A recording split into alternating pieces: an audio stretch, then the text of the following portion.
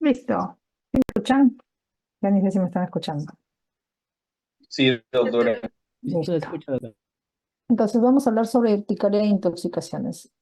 ¿Ya? Vamos a definir ciertas cosas. Una cosa, hay ciertas diferencias entre urticaria, angioedema y anafilaxia. La urticaria es algo que se da, instaura rápido, instauración intermedia, más o menos minutos, y se debe a la extravasación de fluido al espacio intersticial. Da en dermis superficial. ¿Qué significa urticaria? Ustedes comieron algo, les pasó, o una alergia a algún medicamento, entonces les salen los abones, prurito. Puede ser a intoxicación alimentaria, puede ser por la alergia a algún medicamento, alguna comida, al picazón de alguna abeja, ¿ya? Desaparece dentro de las primeras horas, por si acaso. Sobre todo si se trata rápidamente. El angedema, ese es peor. Este es algo como si un paso más de la urticaria, angedema, y lo peor sería anafilaxia. ¿Ya? Está precedida por un 50% de los casos, pero es ya en dermis profunda y submucosa. Por eso genera edema sin fobia, ¿ya? Sin eritema, distribución asimétrica. La angioedema puede ser en la región ocular, por ejemplo, y se asocia a lo que son las lesiones mucosas sobre afectación de la faringe, de la laringe, los párpados, ¿ya? No hay prurito, lo que te da es un poquito de disfonía, empiezas a perder un poco la voz por el edema. ¿Ya? Y la resolución es más lenta. Y la anafilaxia, chicos, es realmente una instalación muy, muy rápida, ¿ya?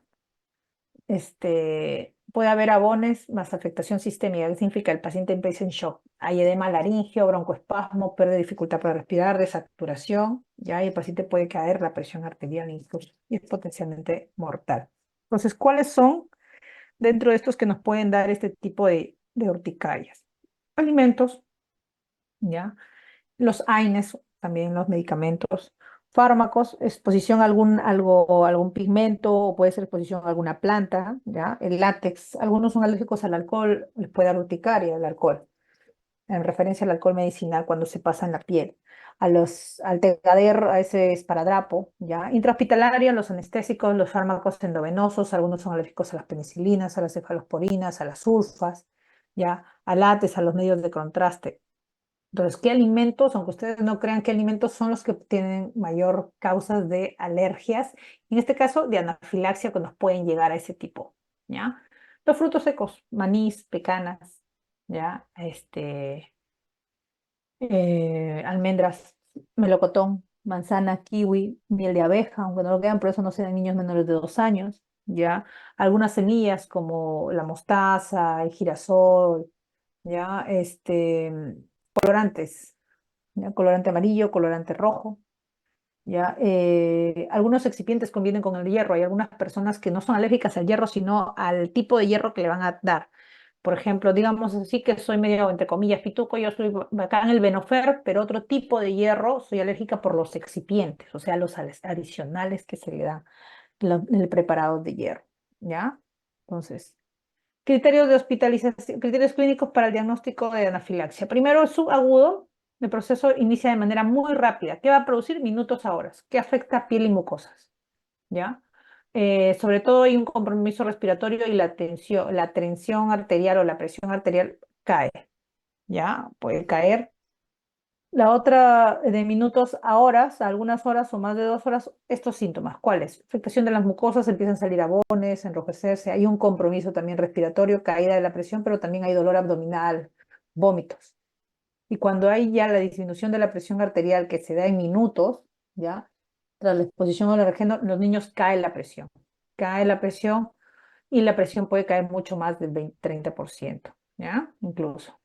Ahora, ¿cómo trato yo una reacción o una urticaria aguda, que es algo simple? Se puede dar antihistamínicos. Dentro de los antihistamínicos tenemos la clorfenamina, que es la más simple, que se puede dar desde lactantes, la cetiricina, que es sobre todo la cetiricina lo doy en niños más grandecitos, mayores de 1 año, sobre todo mayores de 6 meses.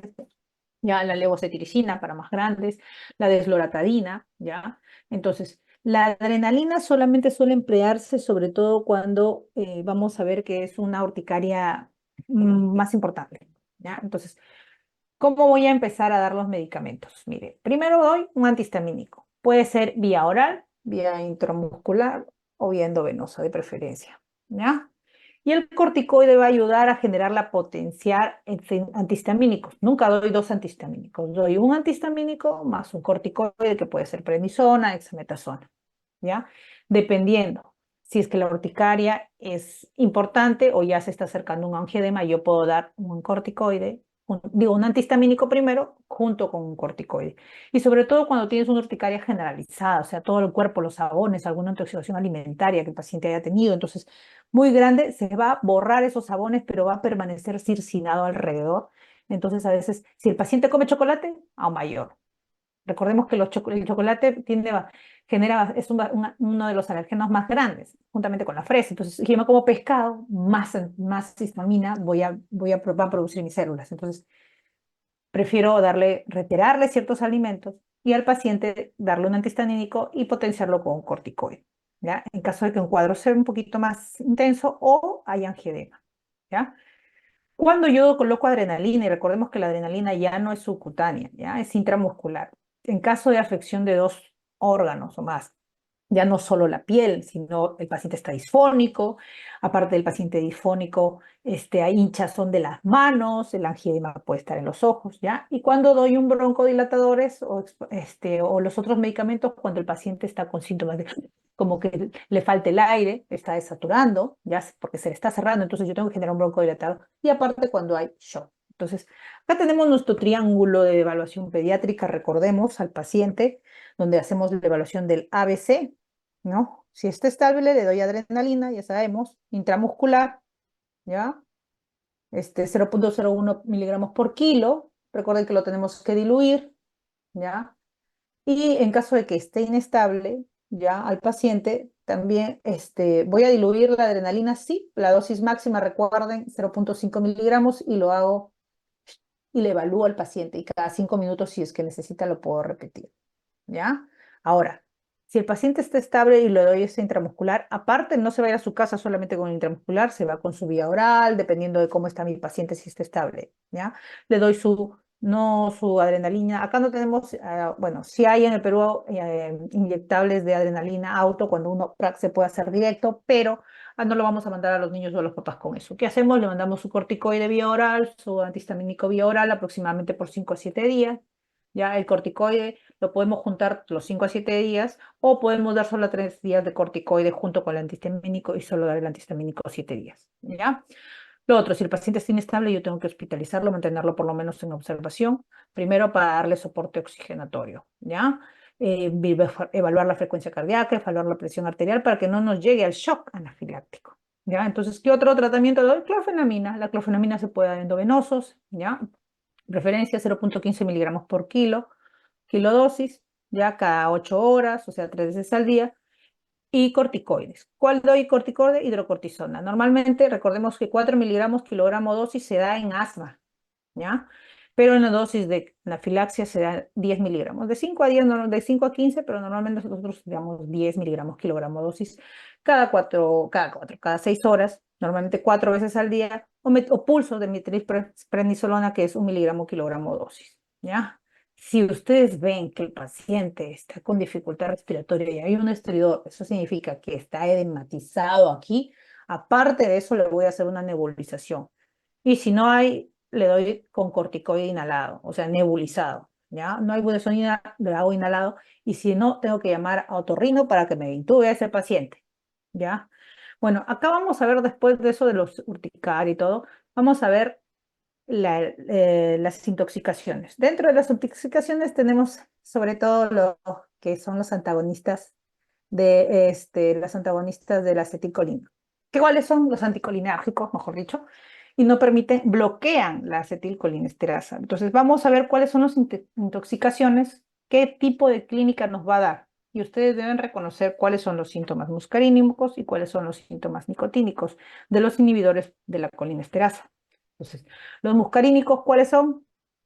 Cialorrea, lagrimeo, incontinencia urinaria, vómitos, bradicardia, sudoración, miosis. Y los nicotínicos, midriasis, diaforesis, fasciculaciones, fatiga muscular, espasmo, ¿ya? Hipertensión.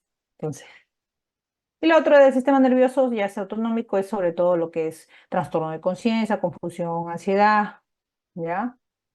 Entonces, acá tenemos los signos y síntomas. Esto es en relación de cuáles son los signos y síntomas de los diferentes medicamentos con los que uno se puede intoxicar.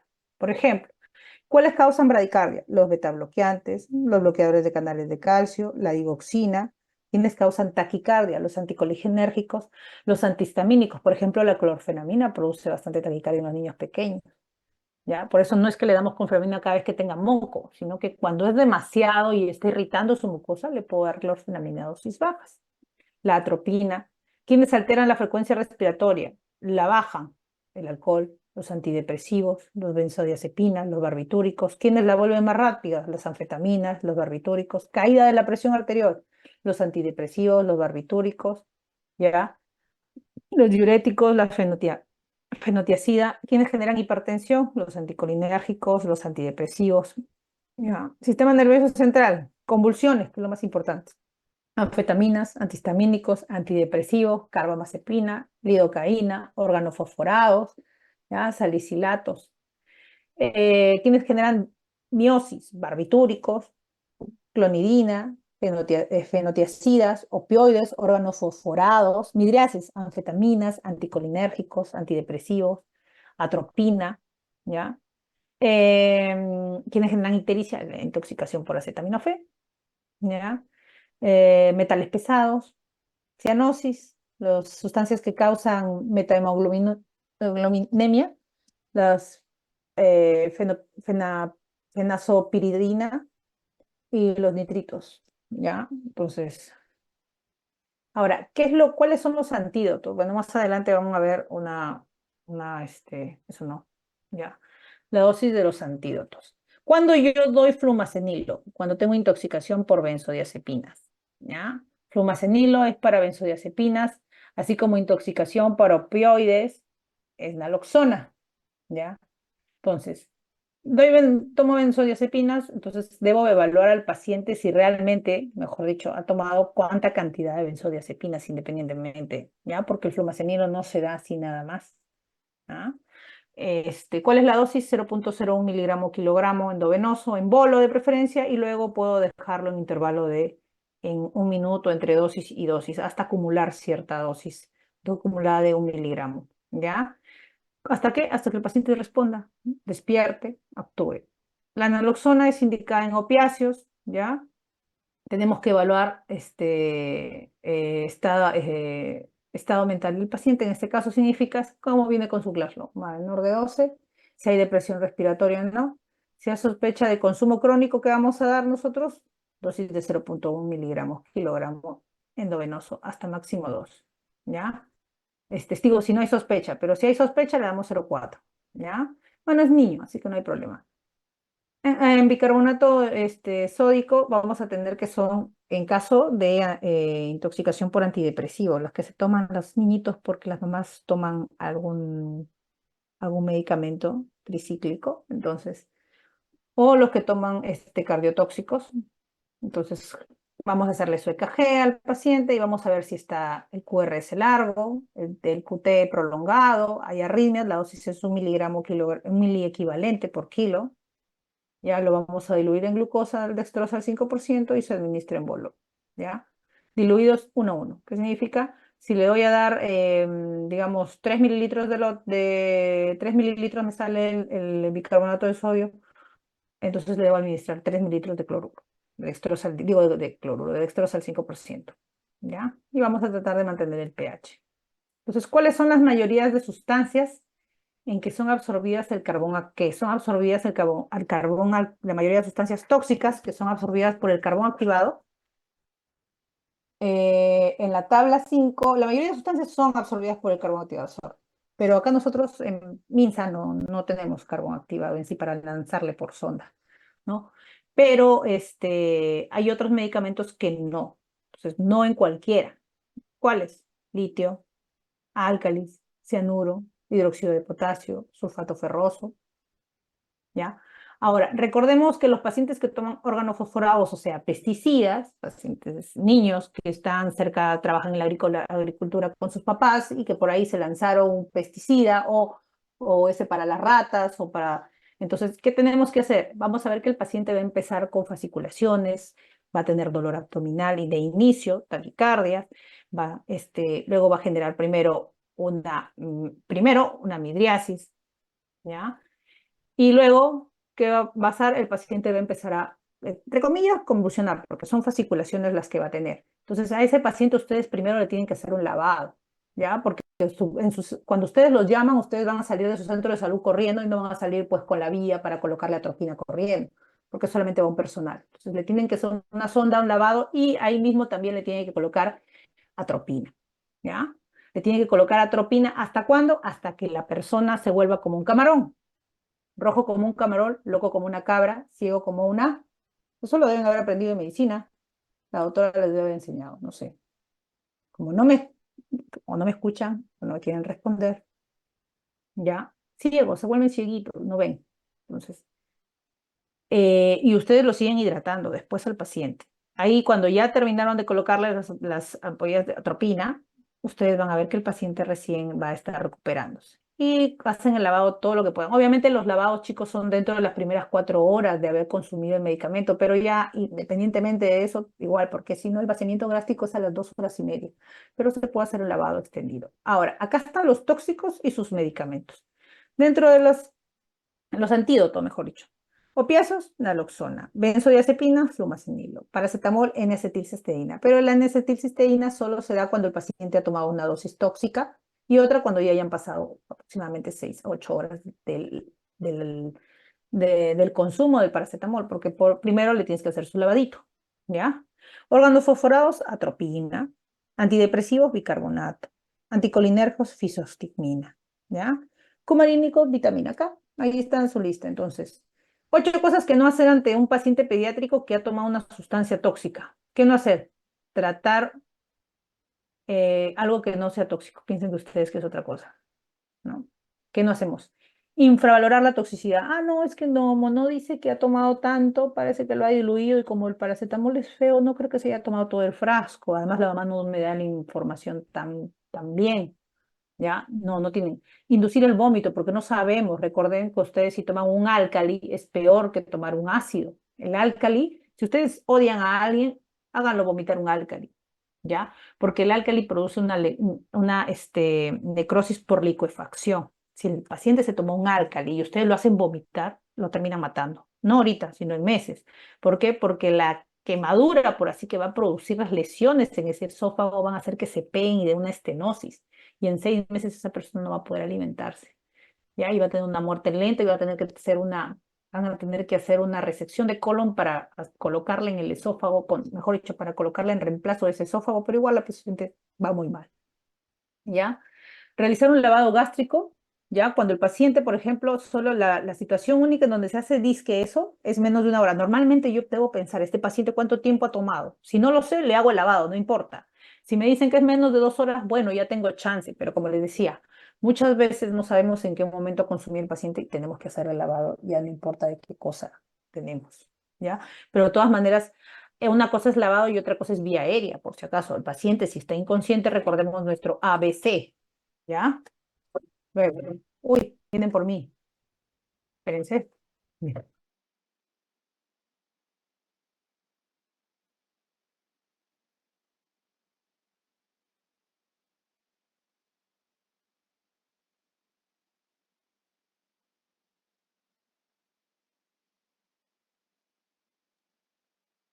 Y otra cosa, las mamás que dicen, le di leche, ¿no? Administré bastante líquido. No, el agua es para lavar cuando te ha caído algo en los ojos, pero no es para algo ingerir, ¿no? Aquí que dice administrar flumacenilo a pacientes con sospecha de ingestión de antidepresivos tricíclicos o que han convulsionado por alguna intoxicación. No todo es flumacenilo, por favor. Y tampoco N-acetilcisteína siempre que han consumido paracetamol. Recordemos que tenemos que evaluar al paciente. Más que todo le va a producir una hepatotoxicidad. Ahorita no, probablemente le va a generar algún dolor abdominal, diarrea, vómitos, pero excepto que los niveles sean tóxicos en sangre, yo debo indicar N-acetilcisteína. ¿Ya? Entonces, next. Vamos con las preguntas. Niña de 3 años es traída para mamá a la emergencia, la cual refiere que hace 20 minutos ingirió lejía presentando estridor, dolor abdominal, náusea. 20 minutos. Dense cuenta, siempre el tiempo es importante. Frecuencia cardíaca 85, frecuencia respiratoria 40, saturación de oxígeno 91. Tiene olor a lejía, las mucosas orales eritematosas con bastante cialorrea. Murmullo vesicular pasa a disminuir en mi tórax derecho. ¿Cuál es el tratamiento inicial, chicos? Miren la saturación.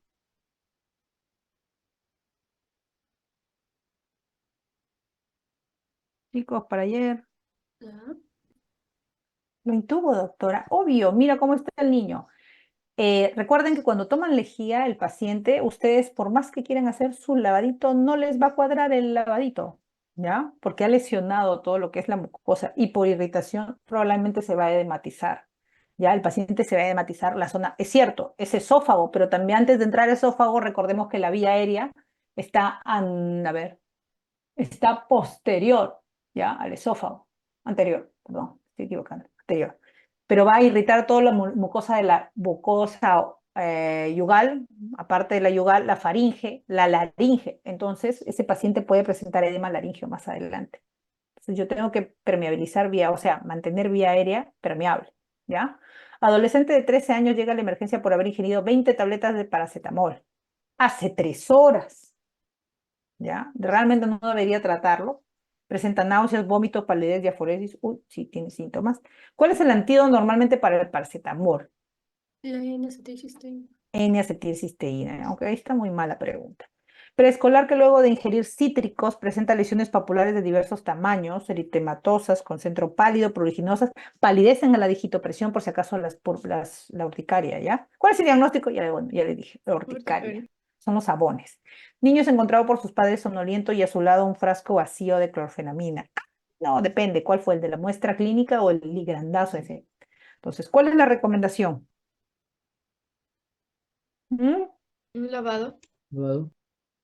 Lavadito, lavadito, ¿ya? Preescolar de 2 años extraído por emergencia por haber ingerido pan contaminado con pesticidas. ¿Quién deja pan? Para la ratita, doctora. Al examen físico, fasciculaciones, cialorrea, miosis, ¿ves? Broncorrea. El diagnóstico de intoxicación es intoxicación por órganos fosforados. ¿Qué le voy a dar? Almacenil.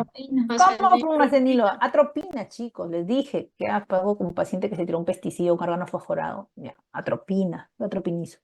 Traen a la emergencia una niña de 4 años que había estado jugando en la chacra con su abuela. Presenta cialorrea, debilidad, vómitos, diarrea y cólico, fasciculaciones, pupilas mióticas. ¿Cuál es el tratamiento? Lo mismo que el otro, atropina. ¿Ya? Obviamente que le hago su lavado y le pongo una atropina. ¿Ya? ¿Cuál es el tratamiento para intoxicación por órganos fosforados? Atropina. ¿Ya? Niño que ingirió cáustico y la madre le dio leche. ¿Cuál es el tratamiento que debe recibir? O sea, ahora, en ese momento,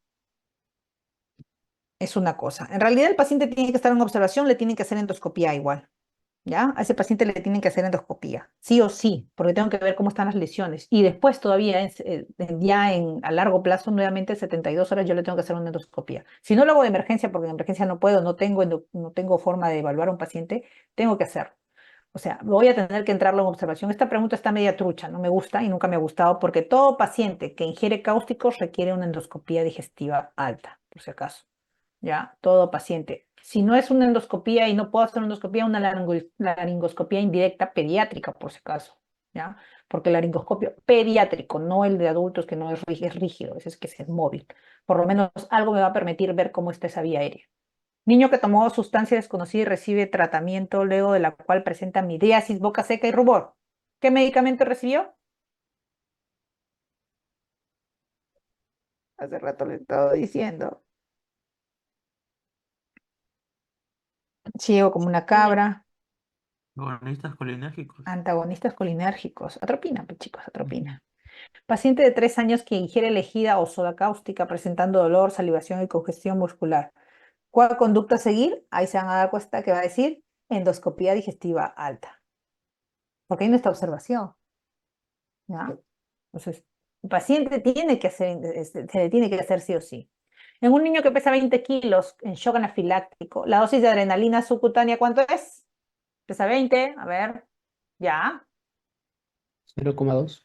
0.2. 0,2 mililitros. Muy bien. Se indica el lavado gástrico cuando el paciente ha ingerido recientemente, ¿qué cosa? hipoclorito de sodio, querosene, órganos fosforados, ácido muriático, permanganato de Órganos sodio, fosforados. en órganos fosforados no hay piedra.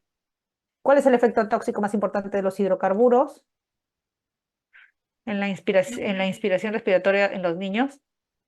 Neumonitis. La neumonitis. Neumonitis por aspiración. ¿Ya? Paciente de 12 años de edad presenta vómito, diarrea, cefalorrea, miosis, broncoespasmos, fasciculaciones, convulsiones. ¿Cuál es el diagnóstico? Ya. Lo normal que hacen los adolescentes. ¿Qué hace? Intoxicación por órganos fosforados. En un niño de 3 años de edad con intoxicación por salicilatos, el primer signo es ¿Las petequias y el sangrado? Mm. No, no, No no. sé. hiperventilación. Claro, claro. Ya ese es el primer signo, tienen que darse cuenta. Niño de 4 años que llega a la emergencia y presenta tos y dificultad respiratoria luego de la ingesta de contenido líquido en la botella gaseosa hace 2 horas.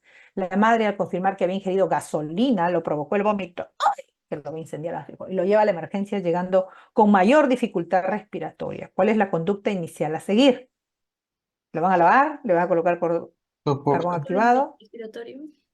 Soporte respiratorio, el chico está con dificultad respiratoria. Recordemos nuestro triángulo de evaluación pediátrica. Cuando ustedes en la pregunta les digan, después de haber estabilizado al paciente o después de haber realizado el ABC, ya, ahí recién piensen en lo demás. Preescolar de 3 años ingresa a la emergencia por ingesta de lejía, nauseoso, vomitando, abundante cialorrea, pálido y con boca con gran eritema. ¿Cuál es el manejo inicial? Inicial. Neutralizarlo. Por debilitar. No sé. Soporte vital. ¿Ven? ¿Cuál es la manifestación clínica que indica que un niño con sobredosis tóxica de hierro? Ah, fácil. ¿Vómito? Vómito y sangrado. Vómitos y sangrado gástrico. Ya, vómitos, pobre mucosa. Ya. Preescolar de 3 años que ha ingerido dosis tóxica de rayos, ¿cuáles son las primeras manifestaciones clínicas que se espera encontrar? ¿Qué dijimos? Vómitos. Vómito. Vómitos y diarrea. ¿Verdad? Siempre. Listo, terminamos. Quiero ver a su delegado, no veo a su delegado. Acá estoy, doctora. Estoy,